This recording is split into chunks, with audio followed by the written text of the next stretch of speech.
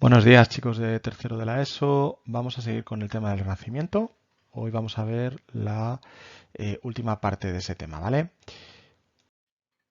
Si os acordáis, ya hemos visto la introducción, las características y el otro día vimos la poesía, ¿vale? Lo que yo voy a explicar hoy es la prosa y el teatro, el punto 4 y el 5, que corresponden en el libro de texto al tema 6, ¿vale? Vamos a empezar por la prosa. Bueno, esto que tenéis aquí es un cuadro del Greco de Toledo, ¿vale? Y lo primero que vamos a ver en la prosa es los tipos de prosa, es decir, qué tipos de narraciones se escribían en el siglo XVI, en el Renacimiento. Estos son los géneros de la prosa y lo primero que quiero que sepáis es que las cosas que vimos en el siglo XV todavía se siguen escribiendo, ¿vale? Es decir, si en el siglo XV lo que más éxito tenían era un tipo de libros o de novelas que se llamaban libros de caballería, ¿vale? Ya sabéis, de caballeros andantes como el Amadís de Gaula, que luchaban en escenarios fantasiosos con gigantes, con dragones, que vencían a ejércitos ellos solos con la fuerza de su brazo y que lo hacían todo por el amor de una dama a la que tenían que ir luego a postrar sus respetos siguiendo los códigos del amor cortés. Esos libros de caballería todavía se siguen escribiendo en el siglo XVI y todavía se siguen leyendo con bastante éxito. ¿Vale? Esto es importante porque hacia finales del siglo XVI y a principios del XVII va a haber un señor que ha crecido leyendo libros de caballería durante el siglo XVI, que coja esos libros de caballería y haga una parodia, es decir, una sátira sobre los libros de caballería. ¿Vale? Es un libro bastante importante, ya veremos más tarde de qué libro se trata. Mini punto al que lo haya acertado. A ver, otra cosa más. Aparte de las cosas que se producen en el siglo XV, que todavía se siguen produciendo, recordad que este es el siglo del Renacimiento, es el siglo de las cosas nuevas, es decir, hay innovaciones, ¿vale? ¿Y qué innovaciones nos van a venir desde Italia, que es el sitio donde viene el Renacimiento? Pues una cosa que llamamos novelas, o que en aquella época llamaban novelas y que hoy llamaríamos novelas cortas, porque no son tan largas como las novelas que hoy estamos acostumbrados a leer, ¿vale? Yo cojo After y tiene 1200 páginas, qué pereza. En esta época llamaban novela a una cosa cortita. Si habéis estado empezando a leer El Lazarillo, pues habréis visto que El Lazarillo es bastante asequible, ¿vale? Pues tiene 7 capítulos, no debe llegar a las 60 páginas. Eso es lo que se llama una novela en la época. Y vamos a ver 4 tipos de novelas, ¿vale? Dependiendo del tema, de lo que habla, ¿vale? Para empezar están las novelas pastoriles, que como su propio nombre indica van a ir de pastores. Luego están las novelas bizantinas, que el nombre no os indica nada porque no van de Bizancio. Las novelas moriscas, que son parecidas a un tipo de romance que ya vimos en la Edad Media. Y las novelas picarescas, que son nuevas de este siglo y que van a ser muy, muy importantes. El libro más importante que vamos a ver en el siglo XVI es una novela picaresca. Esto de aquí que tenéis son las novelas ejemplares de Cervantes, ¿vale? Cervantes escribió una serie de cuentos, de novelas cortas, que las llama novelas ejemplares al modo italiano. Las escribe durante el siglo XVI y las publica en 1613.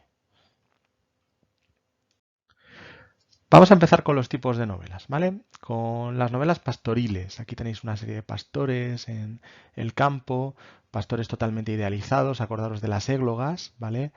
Que son básicamente los protagonistas de estas novelas pastoriles. Son una serie de pastores, de ninfas, de personajes mitológicos que están en un locus amoenus, en un campo, pero que no es el campo normal, sino que es un escenario idealizado, un escenario mítico, un escenario en el que bueno, pues la naturaleza aparece como algo armónico y algo bello, más que como algo natural y realista, ¿no? En ese escenario idílico y paradisiaco, y bucólico podríamos decir, que es la palabra que se utilizaba en la época, aparecen unos personajes que también están idealizados. Los pastores de estas novelas pastoriles que están enamorados y que tienen cuitas de amor no son pastores normales, no están ahí trabajando de sol a sol con sus cabras y su queso en el zurrón, ¿vale? De esto también se va a reír Cervantes en el siglo XVII, ¿no? Cuando eh, eh, Don Quijote quiere dejar de ser caballero andante y entonces Sancho Panza le dice, bueno, pues ahora vamos a hacernos pastores, ¿no? Sancho Panza, que es agricultor, nada más lejos que su experiencia de lo que era la vida natural, ¿no? Los pastores estos pesados del siglo XVI que lo único que hacen es llorar y quejarse de que no les quieren, ¿no? Básicamente esto ya lo hemos visto antes, como en las obras de Garcilaso. Garcilaso, si os acordáis, tenía unos poemas que eran las églogas, que eran poemas protagonizados por pastores en el mismo escenario, ¿vale? Pues la novela pastoril básicamente es una égloga convertida en novela, ¿vale? En prosa. La influencia también que tenemos aquí es la misma que tenía Garcilaso en las églogas, la literatura pastoril, bucólica, ya os he dicho, de un señor que se llamaba Virgilio, que escribió las Geórgicas y todo aquello. El libro importante de las novelas pastoriles, que ya os digo son un poquito aburridas y repetitivas, son los 7 libros de la Diana, de un señor que se llamaba Jorge de Montemayor. Vamos con las novelas bizantinas. Es el segundo género de prosa renacentista que vamos a ver y también está influido por la literatura antigua, por la literatura griega, ¿vale? Estos son un tipo de novelas que empiezan en la Grecia clásica y que luego en el Imperio Bizantino, es decir, ya en la Alta Edad Media, tenemos una continuidad. ¿De qué van las novelas bizantinas? Las novelas bizantinas son novelas de amor. Novelas de amor entre dos jóvenes amantes que, pues bueno, que básicamente ven dificultado su amor por una separación forzosa, ¿vale? Para que os hagáis una idea, una novela bizantina muy famosa tiene a uno de los personajes saliendo de Islandia y la otra persona, el otro personaje, el amante, está en Turquía, ¿no? Entonces, si vais a un mapa o si no sabéis geografía, os compráis un mapa y miráis dónde está cada cosa, veréis que están no lejos, sino que en el momento en el que se escribe esto, como de lo más lejos que puede estar. Toda la historia de la novela bizantina es la historia del viaje de los dos amantes para reencontrarse, ¿vale? Y no solo van a vivir muchas aventuras en esos viajes, sino también muchas dificultades, ¿vale? Es una mezcla, por tanto, de novela de amor y de novela de aventuras. Vamos con los siguientes dos géneros de la novela renacentista. La novela morisca. La novela morisca, os sonará esto de morisco porque vimos en la Edad Media un tipo de romances que eran los romances moriscos, que eran romances un poco raros porque eran romances escritos por cristianos pero protagonizados por musulmanes, ¿no? Principalmente por lo que en aquella época se entendía como el enemigo. Esos romances moriscos trataban al musulmán, trataban al guerrero árabe como un personaje digno, como un enemigo digno que tenía honor, ¿no? Pues las novelas moriscas son básicamente lo mismo, ¿no? Están protagonizadas por un árabe, por un morisco que cumple, digamos, todas las características propias de los caballeros andantes. Es como si el caballero andante, en lugar de ser Amadís, fuera, pues eso, el Abencerraje, que era un personaje del Islam, ¿no? ¿Por qué se hace esto? Pues ya os lo expliqué cuando hablábamos de los romances moriscos. Es la realidad que se conocía en España en ese momento. Es decir, había musulmanes en España, había habido guerras contra los musulmanes. Y de ese roce, de esos encuentros fronterizos, pues se decide crear una materia literaria, ¿no? En la que al enemigo se le da, digamos, entidad de personaje pues capaz de luchar y demostrar las mismas cualidades de valor, de dignidad, de generosidad que los caballeros cristianos, ¿no? Eh, la obra más importante de la novela morisca, perdón, no marisca, es la historia del Abencerraje, que es anónima, no sabemos quién la escribió, ¿vale? Y básicamente es eso, la historia de un caballero moro que resulta que en una guerra es secuestrado, se escapa, bueno, toda una serie de aventuras eh, protagonizadas por este personaje. El cuarto tipo de novelas renacentistas que vamos a ver es la novela picaresca. Y fijaos, si las dos novelas de la diapositiva anterior, la novela pastoril y la novela bizantina, tenían origen en Grecia y Roma, es decir, algo propio del Renacimiento, ¿no? Volver a los clásicos. Los dos tipos de novelas que estamos viendo en esta diapositiva, las moriscas y la picaresca, son específicas de la literatura española. ¿Por qué? Bueno, porque responden no tanto a un deseo de copiar lo que hacían los griegos y los romanos, sino a un deseo de contar cosas que son cercanas a la realidad de la vida en España, ¿no? Es decir, hay una realidad de la vida en España que es la presencia de musulmanes y hay una realidad de la vida en España en cuanto a la novela picaresca que es la pobreza, ¿no? La presencia de los pícaros, de los mendigos, de la gente que va de un sitio a otro porque no tiene dónde vivir, dónde caerse muerto, ¿no? De estas dos novelas, de las moriscas y la picaresca, la morisca sigue siendo una novela idealizada, es decir, intenta contar algo cercano a la realidad castellana o a la realidad española, pero está idealizada, es decir, no todos los caballeros cristianos eran así y no todos los caballeros moros eran así. Pero la novela picaresca sí que está intentando acercarse a la realidad, está intentando contarnos cómo era la vida real de los pobres, de los mendigos en España, ¿vale?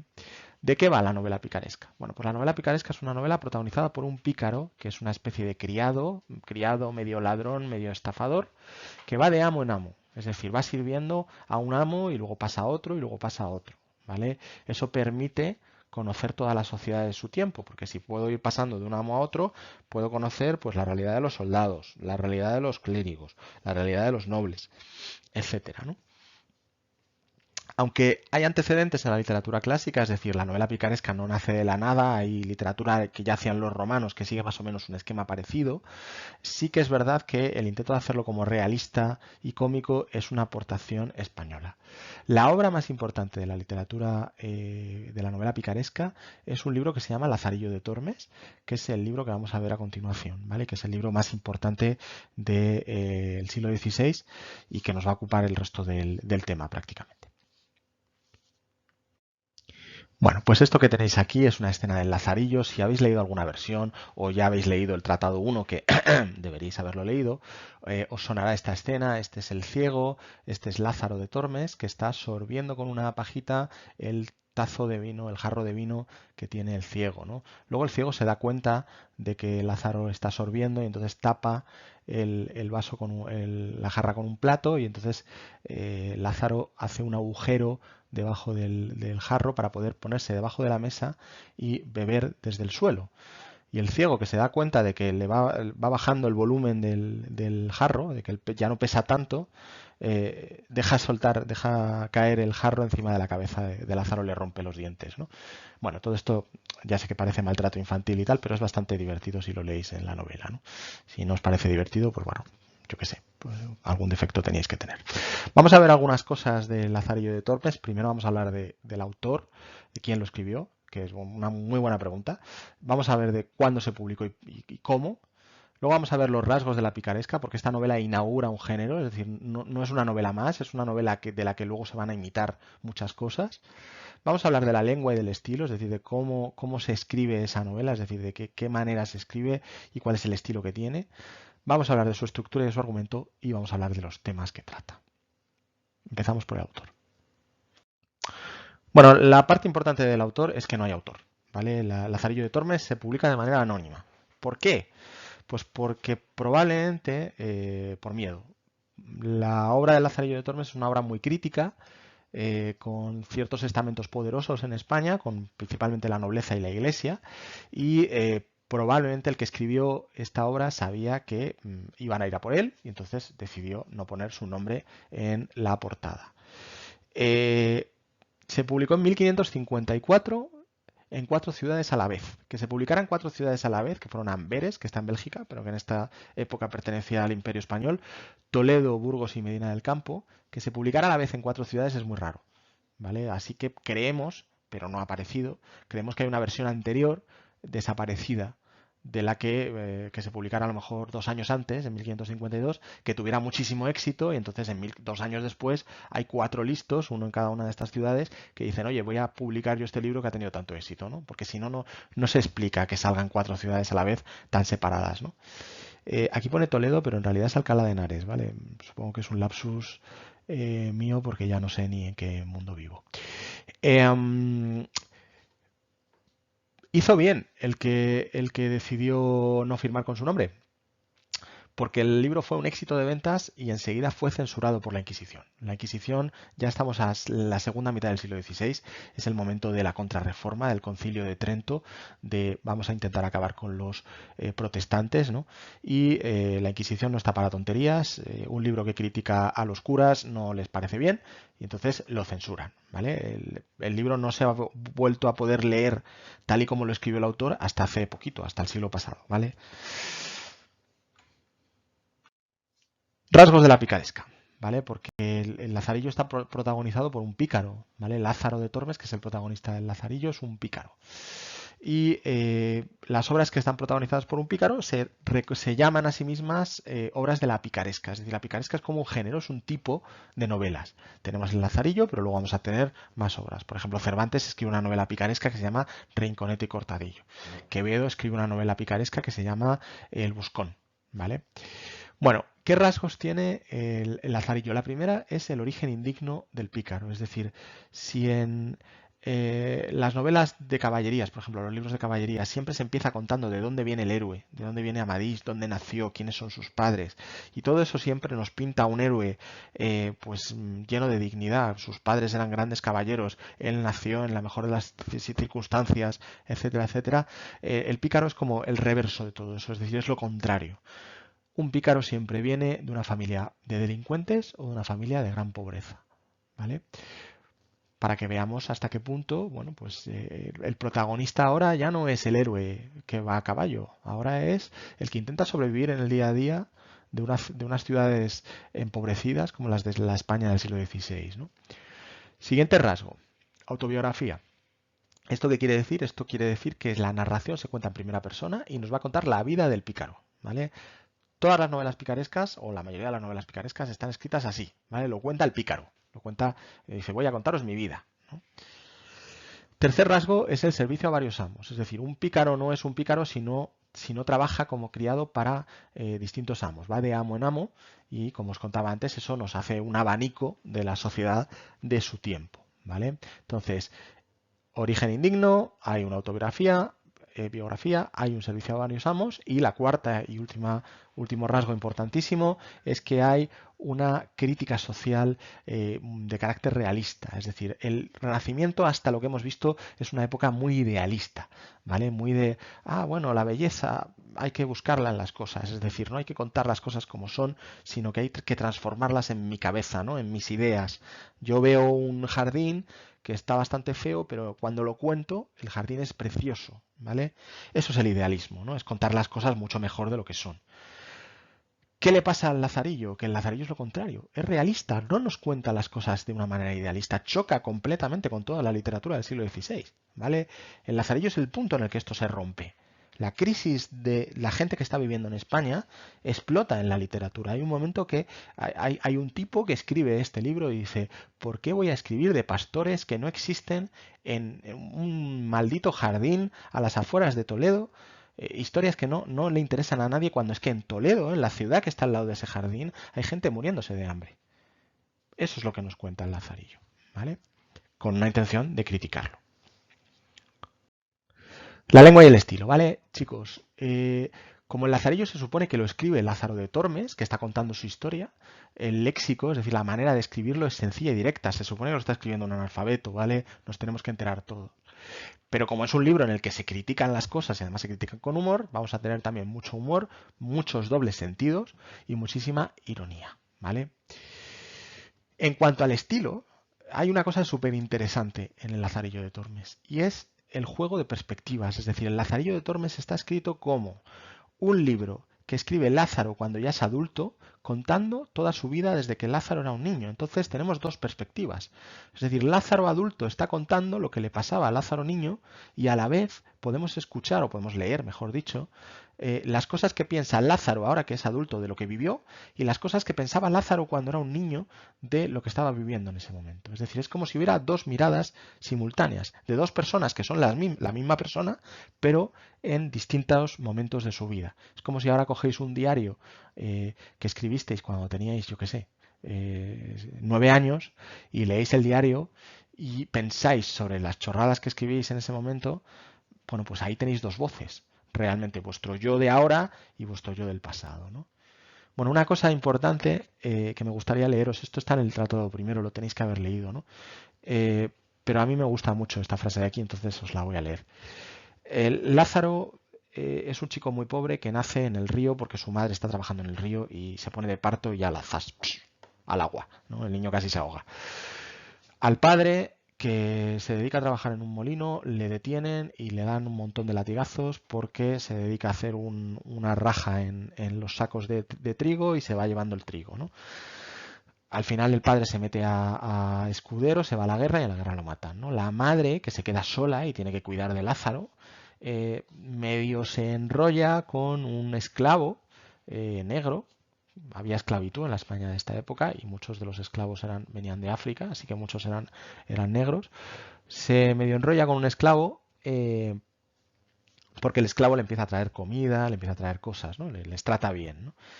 De esa relación van a hacer un hermano, ¿vale? Un hermanastro. Lázaro va a tener un hermanastro, ¿no? Y dice así: de manera que mi madre vino a darme un negrito muy bonito, con el cual yo jugaba y ayudaba a calentar. Y recuerdo que estando el negro de mi padre jugando con el mozuelo, como el niño veía a mi padre, a mí blancos y a él no, huía de él con miedo y señalándolo con el dedo decía: madre, Coco. Respondió él riendo: y de puta. Yo, aunque era un niño, noté que aquella palabra se refería a mi hermanico, y dije para mí: ¿cuántos debe de haber en el mundo que huyen de otros porque no se ven a sí mismos? Bueno, ¿qué pasa aquí? Bueno, pues el niño, el hermano de Lázaro, es negro porque es hijo de este esclavo y de la madre de Lázaro, ¿no? Pero claro, cuando ve a Lázaro y ve a su madre, los ve blancos. Entonces, cuando viene su padre, que es negro, se asusta porque nunca ha visto un negro, solo ha visto blancos. Y entonces el padre le dice: y de puta, que en este momento es como un insulto, pero cariñoso, ¿no? Como decir: qué cabronazo. Bueno. Lázaro se pone a pensar y dice: fíjate, ¿cuántas personas debe haber en el mundo que huyen de los demás? Es decir, que les asustan los demás porque no se han visto a sí mismos, ¿no? Porque el niño, si se hubiera visto a sí mismo, habría sabido que es negro también, como el padre, ¿no? Y no debería de haberse asustado, ¿no? Bueno, pues esa es una de estas cosas del estilo, ¿no?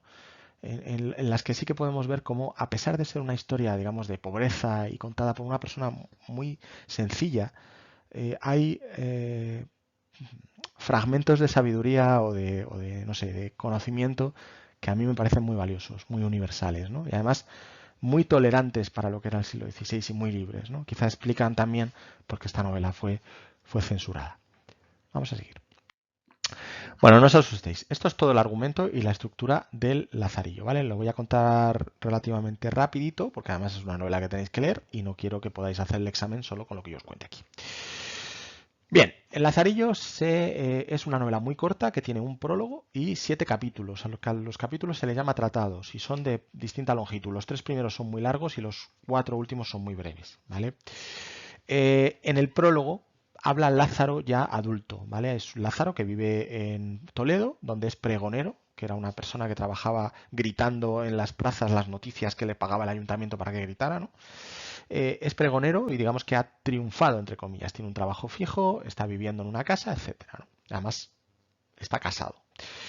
Bueno, pues Lázaro le escribe este prólogo como si fuera una carta, es decir, toda la novela va a ser una carta que le escribe Lázaro a un tal vuestra merced, es decir, a alguien, digamos, que tiene poder sobre Lázaro, que le está preguntando cosas, y Lázaro responde, ¿no? ¿Y qué le está contando? Le está contando el caso, no se nos cuenta nada más. Dice: y vuestra merced me pide que le cuente el caso, el asunto, pues yo se lo cuento. ¿Y cómo le va a contar el asunto? Pues contándole toda su vida, ¿vale? Va a empezar desde el principio, desde que era pequeño hasta el momento en el que estamos. Le va a contar toda su vida para justificar el caso. El caso es uno de los grandes misterios del libro, ¿vale? ¿Cuál será el caso? ¿Cuál es el asunto? ¿Qué es lo que tiene que contar Lázaro? ¿De qué tiene que justificarse, ¿no? Pero bueno, eso lo veremos más adelante, ¿no? Vamos con el Tratado 1. El Tratado 1 nos cuenta el nacimiento de Lázaro, quiénes eran sus padres, el origen indigno del pícaro, ¿vale? Y cuando su madre se da cuenta de que ya no puede criarle más, ya no puede pagar más por su alimentación, resulta que aparece en el pueblo un ciego. En Salamanca aparece un ciego y le dice a la madre que si se puede llevar al niño. Y diréis: joder, pues vaya, sí, pero es que en esta época era así. O sea, el ciego necesitaba a alguien que le hiciera de lazarillo, es decir, que le ayudara a conducirle por sitios que no podía ver. Y Lázaro, si se iba con él, pues era una boca menos que alimentar para la madre. Así que la madre le da a Lázaro al ciego. Y este es el primer amo que tiene. Con el ciego, Lázaro va a dejar de ser un niño, va a perder la inocencia, ¿vale? De hecho, el ciego le hace muchísimas perrerías, normalmente tienen que ver con la comida. Lázaro tiene mucho hambre, se va a pasar toda la obra lleno de hambre, de no poder comer, ¿vale? Porque no le dan de comer, sus amos le maltratan. Y el ciego le hace muchísimas perrerías que tienen que ver con eso, con el intento de Lázaro de comer, y el ciego le castiga, ¿no? Bueno, hacia el final del acto 1, del tratado 1, perdón, si lo leéis veréis que Lázaro, digamos que se la juega al ciego, se la devuelve, ¿no? El ciego le hizo una cosa al principio, cuando estaban saliendo de la ciudad de Salamanca, le dijo, mira, en esa estatua de un toro, si acercas el oído al toro, a la estatua, vas a oír dentro como hay un toro dando bramidos. Entonces Lázaro, que es un niño pequeño, que tiene 10 años cuando se va, ¿no? Se acerca al toro y pone la oreja. Entonces el ciego le coge la cabeza y le hace ¡pa! Y le empuja la cabeza contra la estatua, ¿no? Le da un gran golpetazo. Y le dice, esto es para que no te fíes de nadie, ¿no? Bueno, pues al final del Tratado 1, no os lo voy a contar, os lo leéis, pero Lázaro se la devuelve al ciego.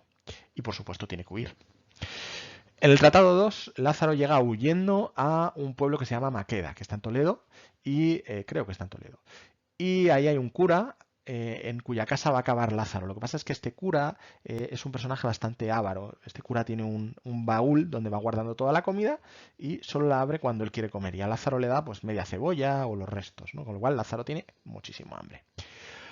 Lázaro se va a inventar una treta para intentar robar comida y cuando el cura le descubre, pues le pega una paliza y le echa. Bueno, no le pega una paliza, este no le pega una paliza, pero le dice que se fuera, que se vaya. Este sería su segundo amo, el clérigo de Maqueda, ¿vale? Y aquí ya vemos la crítica social a ciertos religiosos de la época que en lugar de predicar lo que era el cristianismo, pues se dedicaban a acaparar comida y a ser avariciosos y todo lo contrario de lo que se supone que les empujaría a hacer su fe, ¿no? Por eso este libro no le gustaba a la Inquisición. Tercer tratado. Lázaro está huyendo del clérigo y dice, bueno, por lo menos ya no puedo pasar más hambre que con el clérigo, ¿no? Error. Porque aquí en Toledo se encuentra un escudero, ¿vale? Un hidalgo, una especie de noble menor. Alguien que no es un marqués, pero digamos que tiene un título de nobleza, ¿no? Y este escudero va muy bien vestido, tiene muy buenos modales, se mueve con cierta liberalidad por ahí por Toledo, y entonces Lázaro dice, ostras, esta es la mía, ¿no? Es un tío rico, es un tío educado, es un tío que me va a tratar bien. Y el hidalgo resulta, el escudero, que sí que le trata bien, pero Lázaro descubre que es que este hidalgo es más pobre todavía que él, que solo está aparentando, que es un noble, y como los nobles no pueden trabajar, y él es pobre, tiene el título, pero es pobre, pues tiene que dedicarse a vivir pues de las apariencias, ¿vale?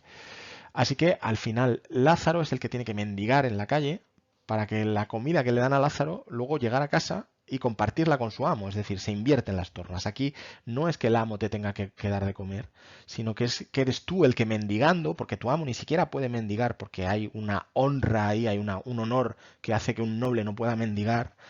Como tu amo no puede mendigar, tú tienes que darle en casa, a escondidas, la comida que has sacado. ¿Vale?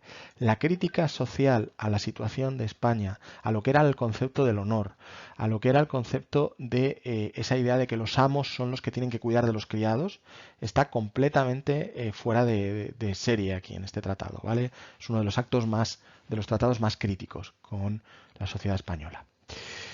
Finalmente el escudero se larga de Toledo cuando vienen a pedirle que pague el alquiler de la casa, él se pira y deja a Lázaro detrás.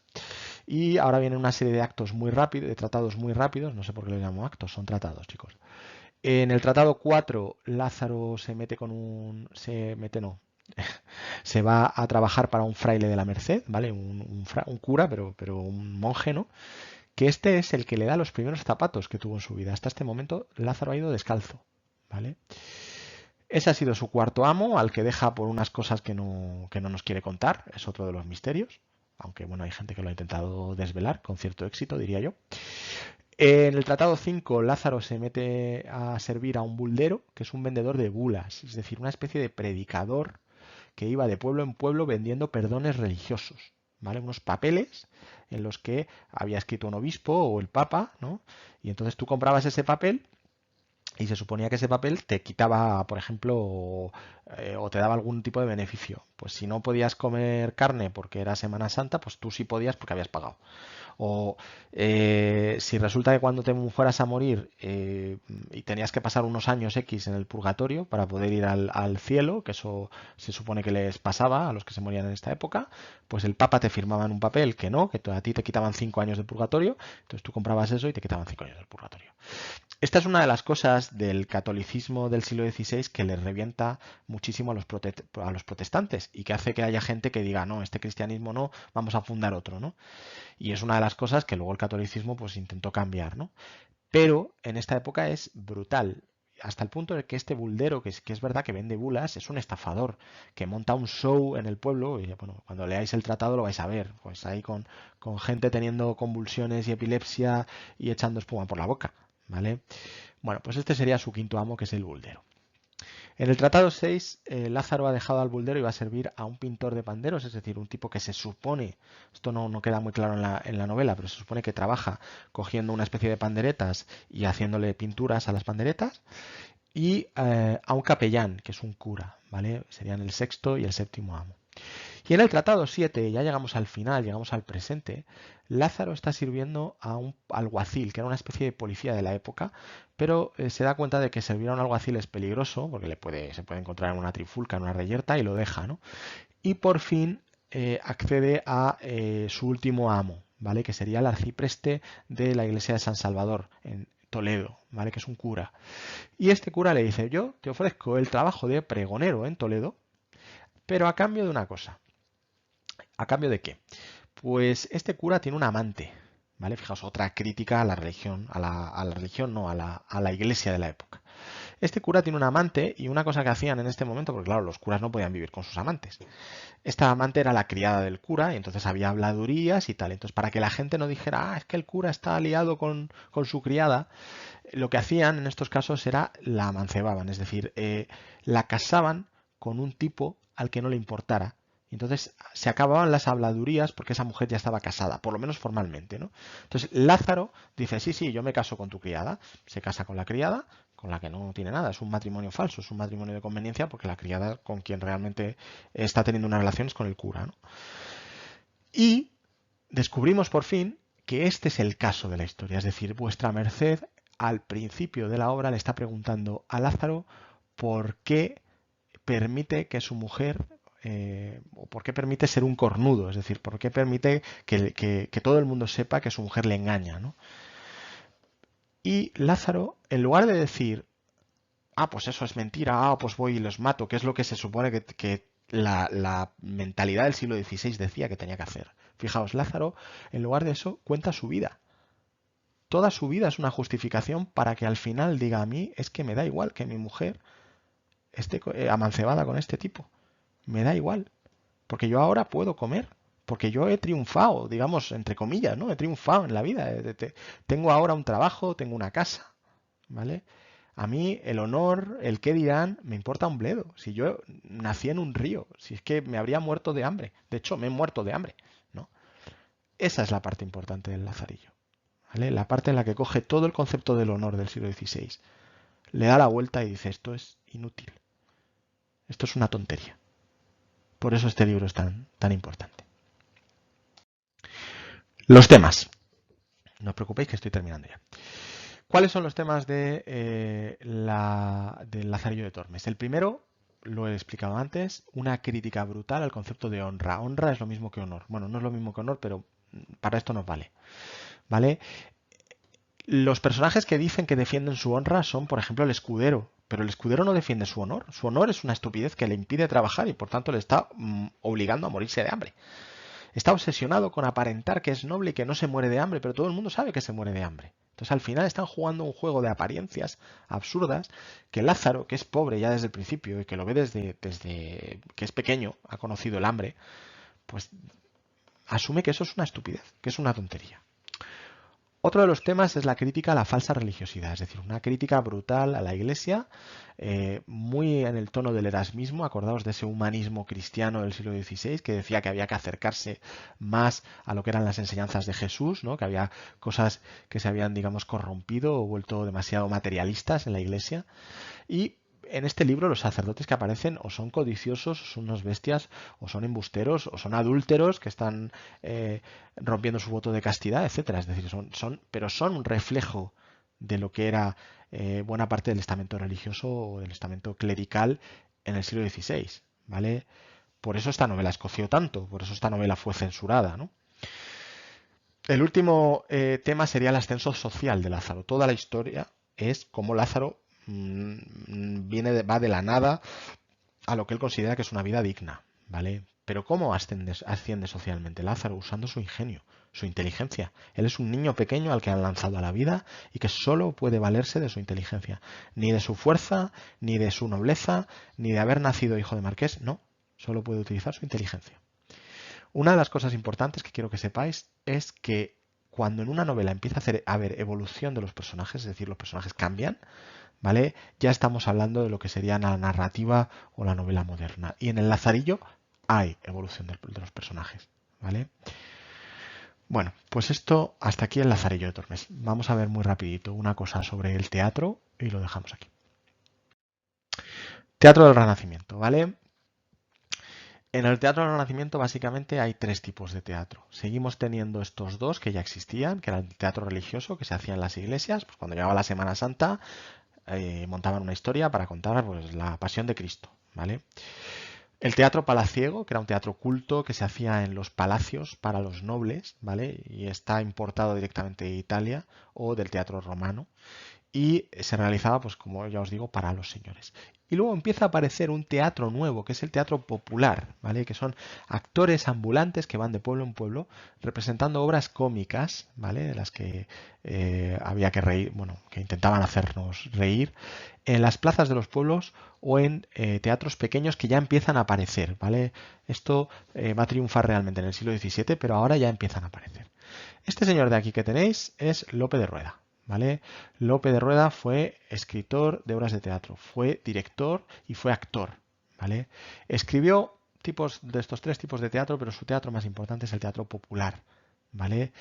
Y dentro del teatro popular, Lope de Rueda se inventa una cosa que se llaman los pasos. Los pasos son como entremeses, es decir, obras muy cortitas de un solo acto, protagonizadas por estereotipos, ¿vale?